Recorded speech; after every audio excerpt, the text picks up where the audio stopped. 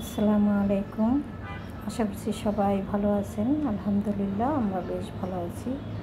তো চলে আসলাম সকালবেলা টুকটাক যত কাজকর্ম ছিল সেরে তারপরে নাস্তা বানানোর জন্য। তো নাস্তা তো আমি আগেই বানিয়ে নিয়েছি, এখন শুধু খাওয়ার পালা। ভাবলাম আপনাদের সাথে একটু শেয়ারও করি আজকে সকালবেলা কী খেলাম।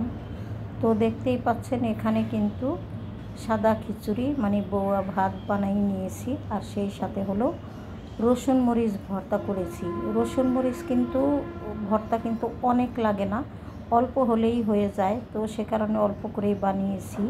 আর এই ভর্তাটা বেশিক্ষণ থাকলে কিন্তু একটা রসুনের গন্ধ হয়ে যায়, সে কারণে আমি যখনই বানাই না কেন পরিমাণ মতো বানাই, যাতে করে খাওয়ার পরে আর না থাকে, আর থাকলেও যেন অল্প থাকে, পরবর্তীতে খেয়ে শেষ করে ফেলতে পারি।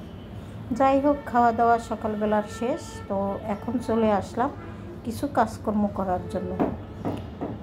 বেশ কয়েকদিন ধরে ভাবছিলাম যে ছোট একটা ড্রাম কিনবো চাউল রাখার জন্য। তো ড্রামটা গতকালকে এনেছে, ধুয়ে পরিষ্কার করে রেখেছি। এখন হলো আমি চাউলের বস্তাটা খুলে তারপরে ঢেলে নেব। আর আপনারা জানেন আমার কিন্তু অনেক বড় একটা চাউলের ড্রাম আছে, যেমন 110 কেজি চাউল ধরে এরকম একটা ড্রাম আছে। তো সেই ড্রামটাতেই আগে আমি চাউল রাখতাম, কিন্তু ওই ড্রামটায় চাউল রাখলে একটু অসুবিধা হয়। সেটা হলো উঠাইতে, যখন চাউল শেষ হয়ে যায় তখন চাউলগুলি তুলতে একেবারেই কষ্ট হয়ে যায়।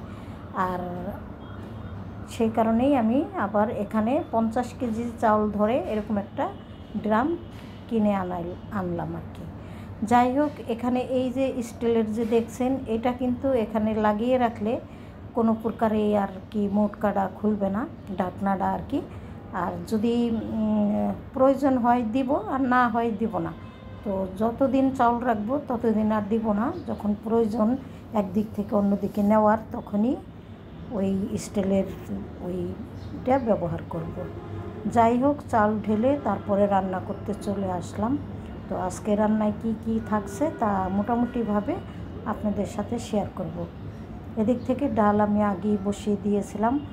সবসময় তো আগেই ডালটা রান্না করি, তবে আজকে একটু বেশি তাড়াতাড়ি রান্না করলাম, কারণ গ্যাস থাকে না। আজকে রান্নাটা শেষ করব, পরবর্তীতে যা যা কাজ করার সেগুলো করে নিব।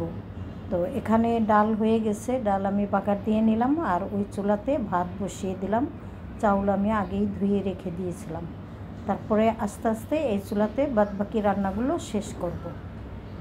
এই তো এখানে কড়াই বসিয়ে দিয়েছি।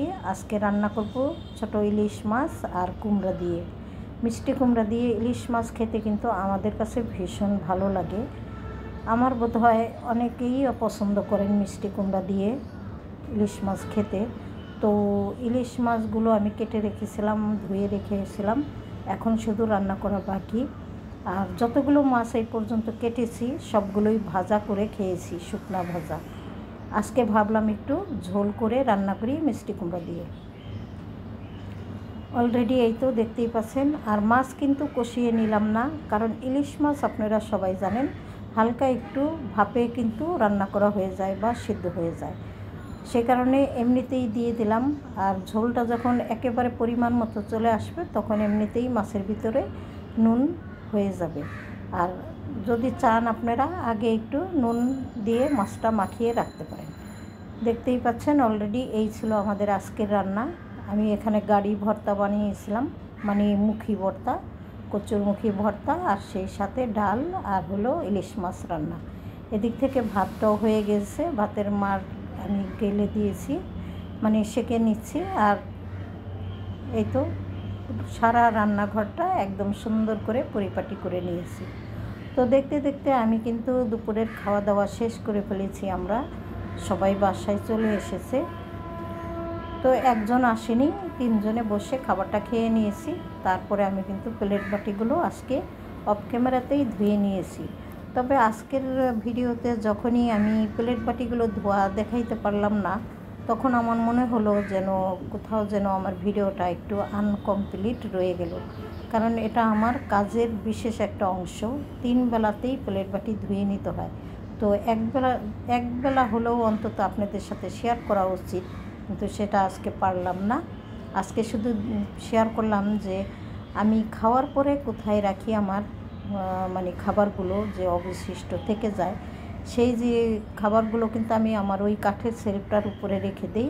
আর এই তো দেখতেই পাচ্ছেন প্লেট বাটি সমস্ত সব কিছু কিন্তু আমি ধুয়ে এখানে উপর করে রেখেছি। পানি শুকিয়ে গেলে তারপরে আবার সুন্দর করে রেখে দেব, আর না রাখলেও চলে, এখানে থাকলেও কোনো অসুবিধা নেই। আর কিছু গাঁটি এনেছিল, সেগুলোও আমি কিন্তু ঢেলে নিয়েছি, মানে টুকটাক বহুত কাজই করেছি, তবে আপনাদের সাথে সামান্য কিছু শেয়ার করেছি। দেখতেই পাচ্ছেন রান্নাঘরটা কিন্তু একেবারে নিট অ্যান্ড ক্লিন করে রেখে দিয়েছি। তবে যত ক্লিনই করি না কেন, চোখে আসলে অত একটা সুন্দর বোঝা যায় না, যেহেতু মোজাইক করা এবং অনেক আগের, একটু পুরানা টাইপের। তো দুধ জাল করে নিয়েছিলাম, ভাবলাম সবাই যেহেতু ঘুমিয়ে আছে, আমি আর ঘুম আসলাম না, আমি কিছুক্ষণ গল্প টল্প করলাম, টিভি দেখলাম। তো আমার টিভি দেখার প্রচণ্ড নেশা, সেই ফাঁকে আমি কিন্তু টিভি দেখতে দেখতে একটুখানি দুধ দিয়ে বিস্কিট খেয়ে নেব। এটা আমার বিকেলবেলা নাস্তা হয়ে গেল আর কি। ওরা ওঠার পরে ওদেরকেও এইভাবেই দিব। তো সবাই ভুল ত্রুটি ক্ষমা সুন্দর দৃষ্টিতে দেখবেন ভিডিওর। আর যদি ভালো লাগে লাইক কমেন্ট শেয়ার করে দিবেন, সেই সাথে সাবস্ক্রাইব করে আমার পাশে থাকবেন। বিদায় নিয়ে নিই আপনাদের কাছ থেকে। সবাই ভালো থাকেন, সুস্থ থাকেন। আল্লাহ হাফেজ, আসসালামু আলাইকুম।